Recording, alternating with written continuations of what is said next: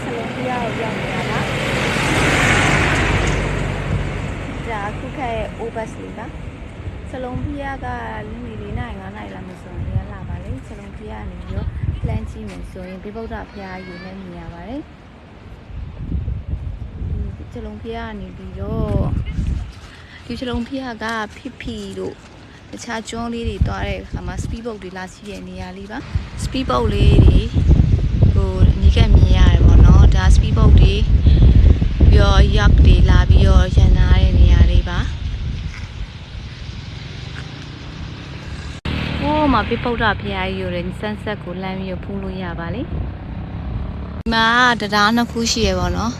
တရားဟောင်းနဲ့တရားအသစ်နဲ့ရှိရပေါ့အခုကတော့ကိုကတရားအသစ်ကနေရှောင်းနေရပါတော့တရားဟောင်းကတော့ဟိုဘက်ကပါဒီဖူးခက်ရဲ့ Obus လေးရကြတော့ဒီတင်မောစိတ်ကန်းကိုကျွန်းတွေသွားပြီးပြန်လာတဲ့သူတွေကိုအသွားပြန် free ပြို့ဖို့လုပ်ပေးနေတဲ့ bus လေးဖြစ်ပါလေကနေကြည့်လိုက်မယ်ဆိုဟိုးဘက်ကန်းကိုမြင်ရတယ်ဟိုးဘက်ကန်းဒီကဒီဘက်ချမ်းကကြတော့ချက်လုံးဟိုဘက်ချမ်းကတော့ Rawai မြို့လေးဒီပါဟိုးတက်မှာမြင်နေရတဲ့တောင်တန်းလေးကကြတော့အဲ့ဒါ Rasata Phia ဖြစ်ပါတယ်အတာဖီးရရောဝိုင်းချက်လုံးဆိုတာကဖုကတ်မှာရှိနေတဲ့မြို့လေးတွေပါဒီနေရာလေးကတင်မောပါကင်ထိုးတဲ့နေရာလေးရှိစင်တာတော့ဒီပုတ်ကြီးပါပဲဒ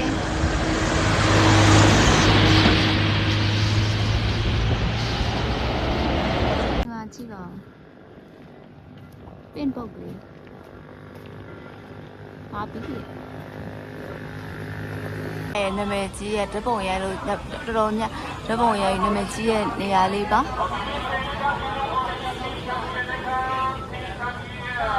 အဲကတော့တိုးလာတနေကုန်ကြီးကူစကူဝါတိုင်းပဲလှုပ်ပြီးရတဲ့အချိန်မှာဒါပြန်ရောက်လာကြတဲ့တိုးသမားတွေပါ